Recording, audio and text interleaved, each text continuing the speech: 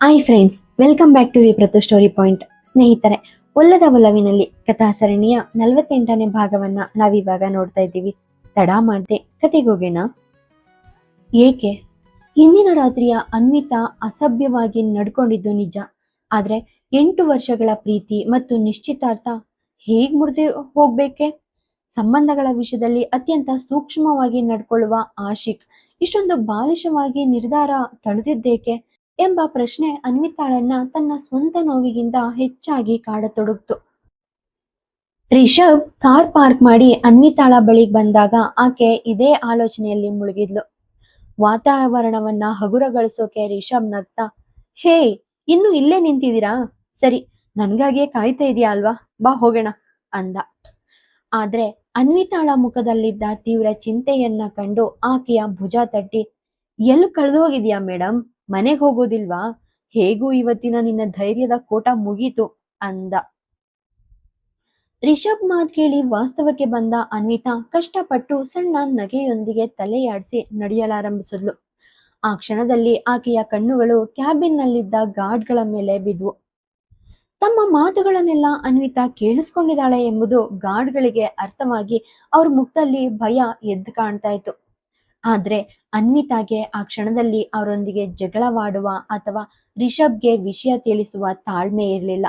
ಈ ವಿಷಯವನ್ನ ಆಮೇಲೆ ತಾನೇ ನೋಡಿಕೊಳ್ಳುವುದಾಗಿ ಮನಸ್ಸಿನಲ್ಲಿಯೇ ತೀರ್ಮಾನಿಸಿ ಸದ್ದಿಲ್ದೆ ಲಿಫ್ಟ್ ಏರಿದ್ಲು. 15 ನಿಮಿಷಗಳಲ್ಲಿ ಇಬ್ಬರು ಫ್ಲಾಟ್ ತಲುಪಿದ್ರು. ಮನೆಗ್ ಬಂದ ತಕ್ಷಣ ಅನ್ವಿತಾ ಗಾರ್ಡ್ಗಳು ಹೇಳಿದ ಸುದ್ದಿ ನಿಜವೇ ಎಂದು ಖಚಿತಪಡಿಸ್ಕೊಳ್ಳೋಕೆ ತಕ್ಷಣವೇ ಟಿವಿ ಆನ್ ಮಾಡಿ ನ್ಯೂಸ್ ಚಾನೆಲ್ ಹಾಕಿದ್ಲು.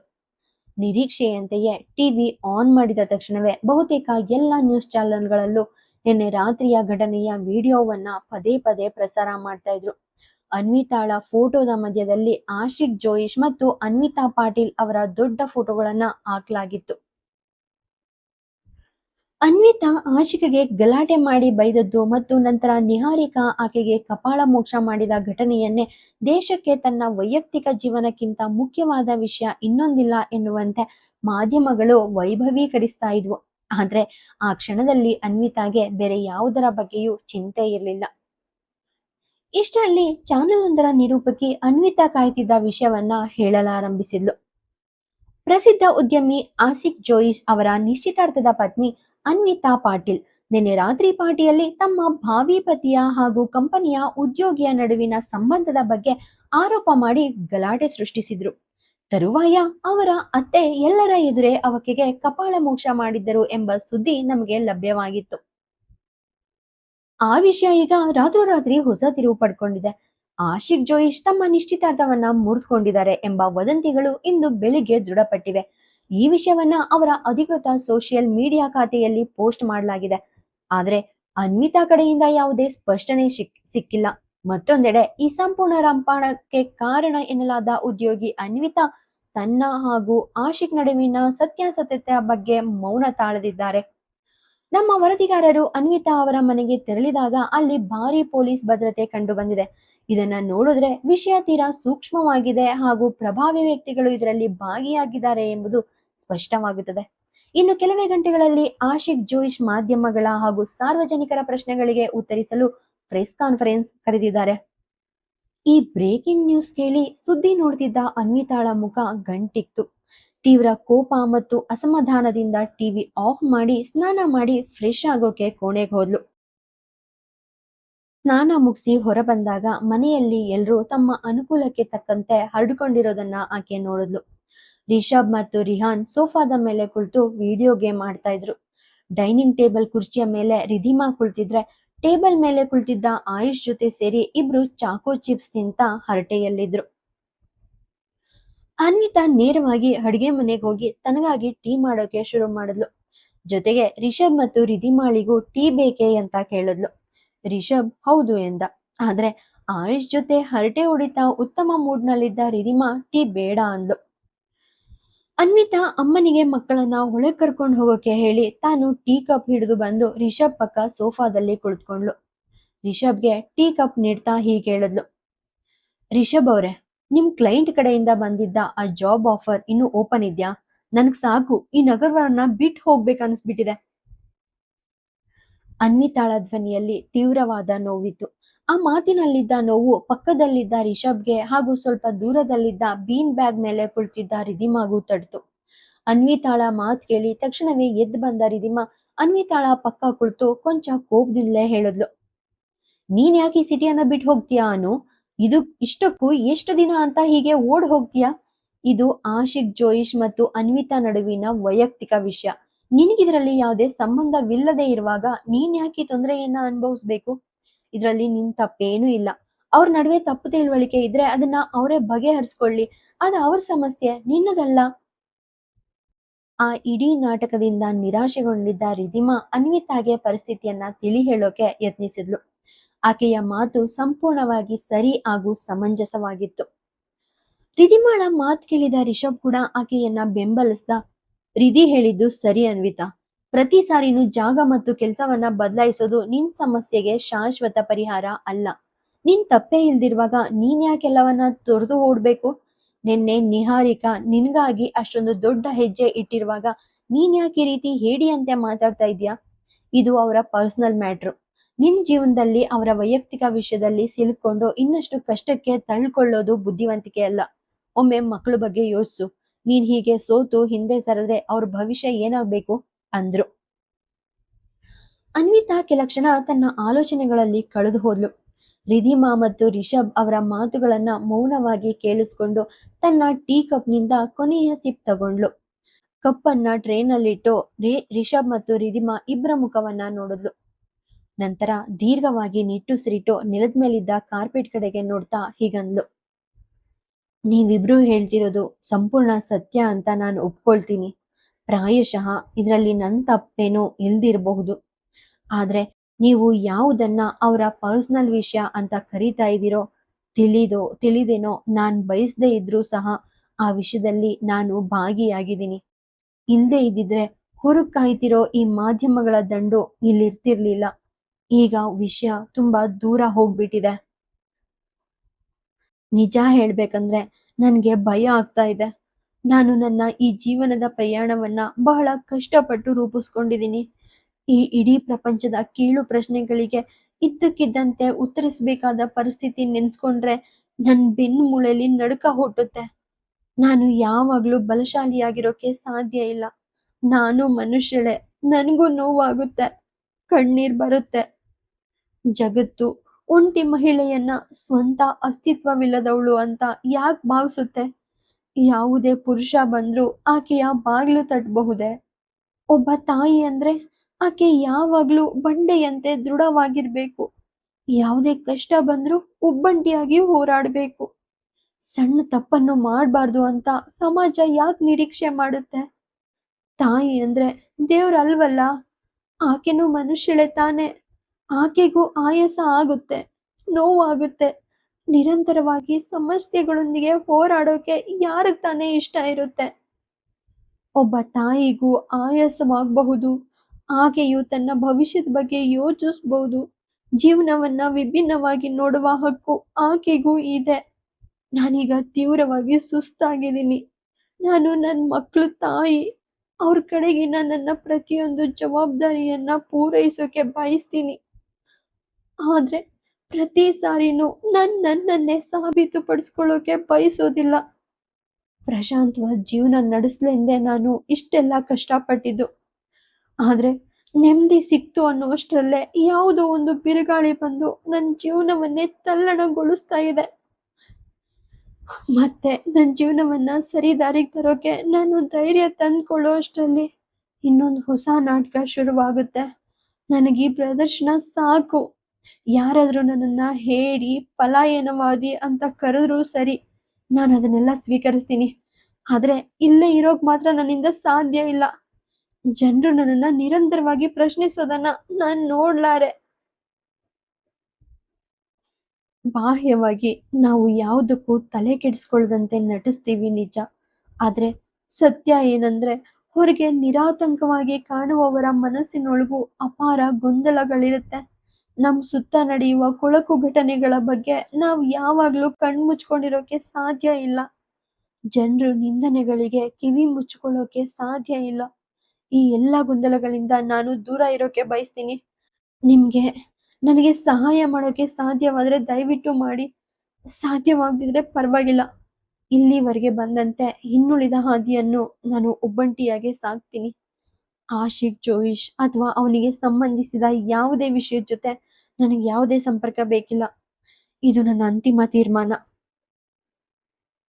ಕಳೆದ ಕೆಲವು ಗಂಟೆಗಳಲ್ಲಿ ತನ್ನ ಜೀವನದಲ್ಲಾದ ಭಾರೀ ತಲ್ಲಣದಿಂದ ಅನ್ವಿತಾ ಸಂಪೂರ್ಣವಾಗಿ ಕಂಗಾಲಾಗಿದ್ಲು. ಹಾಗಾಗಿಯೇ ಯಾರೇ ಒಳ್ಳೆ ಸಲಹೆ ನೀಡಿದ್ರೂ ಆಕೆಗೆ ಅದು ತಲೆಗತ್ತುತ್ತಾ ಇರಲಿಲ್ಲ. ಅನಗತ್ಯ ತೊಂದರೆಯಲ್ಲಿ ಸಿಲುಕಿ ಎಷ್ಟು ದಿನ ಅಂತ ತನ್ನ ಜೀವನವನ್ನ ಹಾಳು ಮಾಡ್ಕೊಳ್ಳೋಕೆ ಸಾಧ್ಯ ಅನ್ನೋದು ಆಕೆಯ ವಾದವಾಗಿತ್ತು. ಅನ್ವಿತಾಳ ಮಾತುಗಳನ್ನ ಕೇಳಿ ರಿಷಬ್ ಮತ್ತು ರಿಧಿಮಾ ಒಂದ್ ಕ್ಷಣ ಆಘಾತಕ್ಕೊಳಗಾದ್ರು. ಅನ್ವಿತಾಳ ಮಾತುಗಳು ಕಠೋರವಾಗಿದ್ರು ಅದರಲ್ಲಿ ಕಹಿ ಸತ್ಯವಿತ್ತು. ಅನ್ಯಾಯವಾಗಿ ಆಕೆಯನ್ನ ಬೇರೆಯವರ ಜಗಳದಲ್ಲಿ ನುಜ್ಜುಗುಜ್ಜು ಮಾಡ್ಲಾಗ್ತಾ ಇತ್ತು. ಒಬ್ಬ ಮನುಷ್ಯಳಾಗಿ ಆಕೆಯಾದ್ರೂ ಎಷ್ಟಂತ ತಡ್ಕೊಳ್ಳೋಕೆ ಸಾಧ್ಯ? ಆದ್ರೆ ರಿಷಬ್ಗೆ ಒಂದು ವಿಷಯ ಸ್ಪಷ್ಟವಾಗಿ ಗೊತ್ತಿತ್ತು. ಆಶಿಕ್ಗೆ ಈಗ ಅನ್ವಿತಾಳ ಬಗ್ಗೆ ಎಲ್ಲ ಸತ್ಯ ತಿಳಿದಿದೆ. ಯಾವುದೇ ಕಾರಣಕ್ಕೂ ಅವನು ಆಕೆಯನ್ನ ಮತ್ತೆ ದೂರ ಹೋಗೋಕೆ ಬಿಡೋದಿಲ್ಲ. ಈ ಬಾರಿ ಅನ್ವಿತಾಗೆ ಸಿಗ್ಬೇಕಾದ ಗೌರವ ಮತ್ತು ಹಕ್ಕುಗಳನ್ನ ನೀಡೋಕೆ ಅವನು ತನ್ನ ಸರ್ವಸ್ವವನ್ನು ಪಣಕ್ಕಿಡ್ತಾನೆ. ಹಾಗಾಗಿ ಸದ್ಯಕ್ಕೆ ಅನ್ವಿತಾಳ ಮಾತಿಗೆ ಎದುರಾಡದೆ ಇರೋದೇ ಒಳ್ಳೇದು ಅಂತ ರಿಷಬ್ ಭಾವಿಸ್ದ.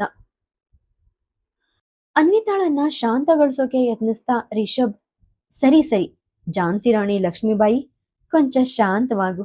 ನೀನ್ ಹೇಳ್ತಿರೋದು ನಮ್ಗೆ ಅರ್ಥ ಆಯ್ತು. ನೀನೇನು ಚಿಂತಿಸ್ಬೇಕಾಗಿಲ್ಲ. ನಾನು ಆ ಕ್ಲೈಂಟ್ ಜೊತೆ ಮಾತಾಡಿ ಆ ಜಾಬ್ ಆಫರ್ ಇನ್ನು ಇದೆಯಾ ಅಂತ ನೋಡ್ತೀನಿ. ಅದಿದ್ರೆ ಸರಿ, ಇಲ್ಲದೆ ಇದ್ರೆ ಅದಕ್ಕಿಂತ ಉತ್ತಮ ಕೆಲಸವನ್ನ ನಾನೇ ಹುಡುಕೊಡ್ತೀನಿ.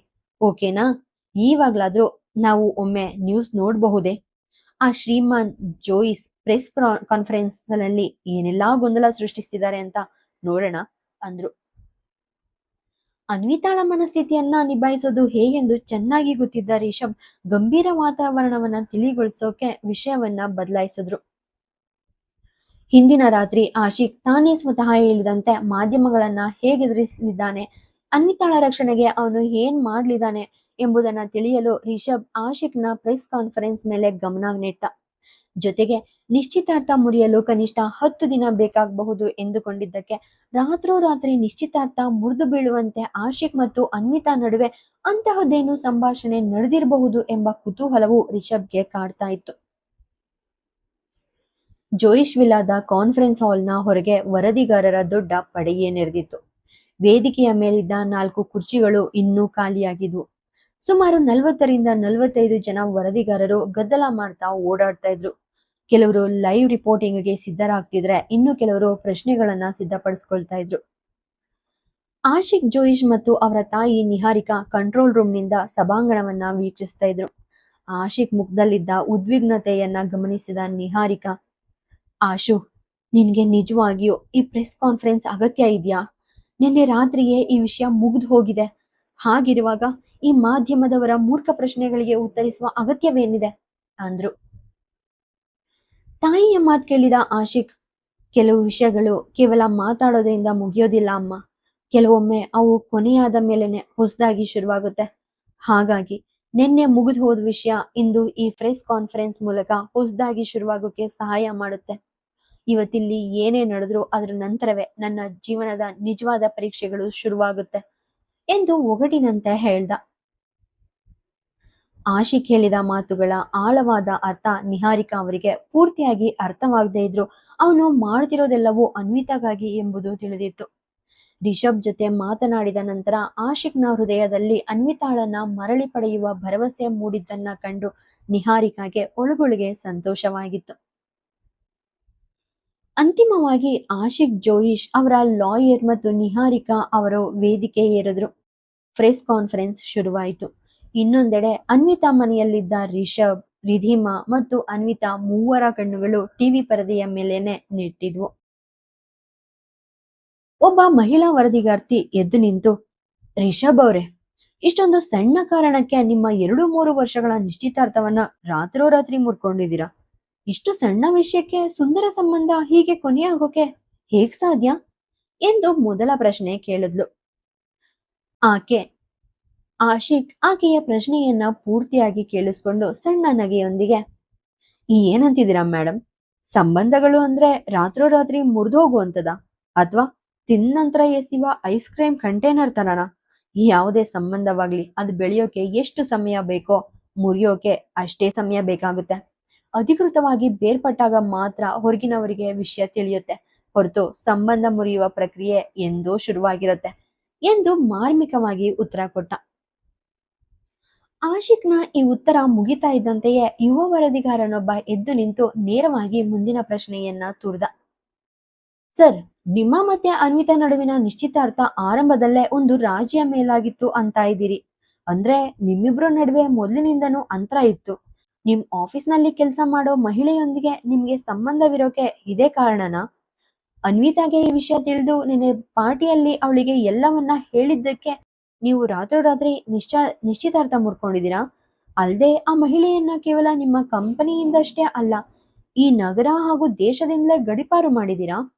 ನಿನ್ನೆ ರಾತ್ರಿಯಿಂದ ಮಾಧ್ಯಮಗಳು ಹಾಗೂ ಆಕೆಯ ಕುಟುಂಬದವರು ಆಕೆಗೆ ಕರೆ ಮಾಡೋಕೆ ಯತ್ನಿಸ್ತಾ ಇದ್ರು, ಆಕೆಯ ಫೋನ್ ಸಿಗ್ತಾ ಇಲ್ಲ. ಇಷ್ಟಕ್ಕೂ ಆಕೆ ಎಲ್ಲಿದ್ದಾರೆ? ಆ ಯುವಕನ ಧೈರ್ಯ ಹಾಗೂ ಉದ್ದಟತನವನ್ನ ನೋಡಿ ಅಲ್ಲಿದ್ದ ಉಳಿದ ಮಾಧ್ಯಮದವರು ಒಂದು ಕ್ಷಣ ದಿಗ್ಭ್ರಮೆಗೊಂಡ್ರು. ಹೊಸದಾಗಿ ಪತ್ರಿಕೋದ್ಯಮಕ್ಕೆ ಬಂದ ಬಿಸಿಯಲ್ಲಿ ಅವನು ಆಶಿಕ್ ಜೋಯಿಶ್ ಅಂತ ಅವರಂತಹ ಪ್ರಭಾವಿ ಉದ್ಯಮಿಯ ಮೇಲೆಯೇ ನೇರ ಆರೋಪ ಹೊರಿಸಿದ್ದ. ಸೂಕ್ತ ಆಧಾರವಿಲ್ಲದೆ ಇಂತಹ ಗಂಭೀರ ಆರೋಪ ಮಾಡಿದ್ದಕ್ಕೆ ಆತನ ಚಾನೆಲ್ಗೆ ಭಾರಿ ನಷ್ಟವಾಗುವ ಅಪಾಯವಿತ್ತು. ಟಿವಿಯಲ್ಲಿ ಇದನ್ನ ನೋಡ್ತಾ ಇದ್ದ ಅನ್ವಿತಾ ಆಯುಷ್ನನ್ನ ಮಡ್ಲಲ್ಲಿ ಕುಳ್ಳರಿಸಿಕೊಂಡು ಅವನ ಕೂದಲನ್ನ ಸವರುತ್ತಾ ಆಶಿಕ್ ಹೇಳುವ ಪ್ರತಿಯೊಂದು ಮಾತನ್ನು ಎಚ್ಚರಿಕೆಯಿಂದ ಕೇಳ್ತಾ ಇದ್ಲು. ಆಶಿಕ್ ಮತ್ತು ಅನ್ವಿತಾ ನಡುವಿನ ಸಂಬಂಧ ಒಂದು ರಾಜಿ ಆಗಿತ್ತು ಎಂಬುದನ್ನ ಕೇಳಿ ಆಕೆಗೆ ಆಶ್ಚರ್ಯ ಆಯ್ತು. ಆದ್ರೆ ಅನ್ವಿತಾಗೆ ಇದನ್ನ ನಂಬೋಕೆ ಸಾಧ್ಯ ಆಗ್ಲಿಲ್ಲ. ಯಾಕಂದ್ರೆ ಆಶಿಕ್ ಅನ್ವಿತಾಳನ್ನ ತನಗೆ ಪರಿಚಯಿಸಿದ ದಿನ ಅವರಿಬ್ರು ಎಷ್ಟು ಸಂತೋಷವಾಗಿದ್ರು ಎಂಬುದನ್ನ ಆಕೆ ಕಣ್ಣಾರೆ ಕಂಡಿದ್ಲು. ಮಾಧ್ಯಮಗಳ ಕಣ್ಣು ತಪ್ಪಿಸೋಕೆ ಆಶಿಕ್ ಮಾಡ್ತಿರುವ ತಂತ್ರ ಇದಾಗಿರಬಹುದು ಎಂದು ಆಕೆ ಭಾವಿಸಿದ್ಲು. ತನ್ನದೇ ಆಲೋಚನೆಯಲ್ಲಿ ಮುಳುಗಿದ್ದ ಅನ್ವಿತಾ ಟಿವಿಯನ್ನ ದಿಟ್ಟಿಸ್ತಾ, ಈ ಹುಡುಗನ್ಗೆ ತಲೆ ಕೆಟ್ಟಿದ್ಯಾ? ಆಶಿಕ್ ಜೊತೆ ಎಷ್ಟು ಅಸಭ್ಯವಾಗಿ ಮಾತಾಡ್ತಿದ್ದಾನೆ. ಆಶಿಕ್ ತನ್ನ ಜೀವನದಲ್ಲಿ ಎಷ್ಟು ಕಷ್ಟಪಟ್ಟಿದ್ದಾನೆ. ಅನ್ವಿತಾಳಿಗಾಗಿ ತನ್ನನ್ನೇ ಹೇಗೆ ಹುಚ್ಚನಂತೆ ಮಾಡ್ಕೊಂಡಿದ್ದ ಎಂಬುದು ಅವನಿಗೆ ಗೊತ್ತಾ? ಈ ಮಾಧ್ಯಮದವರು ರಸಾಸಿವೆಯನ್ನ ಬೆಟ್ಟ ಮಾಡ್ತಾರೆ. ಆಶಿಕ್‌ನನ್ನ ಅವಮಾನಿಸೋದೇ ಇವರ ಉದ್ದೇಶ ಇರುತ್ತೆ ಎಂದ್ಲು. ಪಕ್ಕದಲ್ಲೇ ಕುಳಿತಿದ್ದ ರಿಧಿಮಾ ಮತ್ತು ರಿಷಬ್ ಅವಳನ್ನ ಆಶ್ಚರ್ಯದಿಂದ ದಿಟ್ಟಿಸಿದ್ರು. ನಂತರ ಒಬ್ರನ್ನೊಬ್ರು ನೋಡಿ ನಗಲಾರಂಭಿಸಿದ್ರು.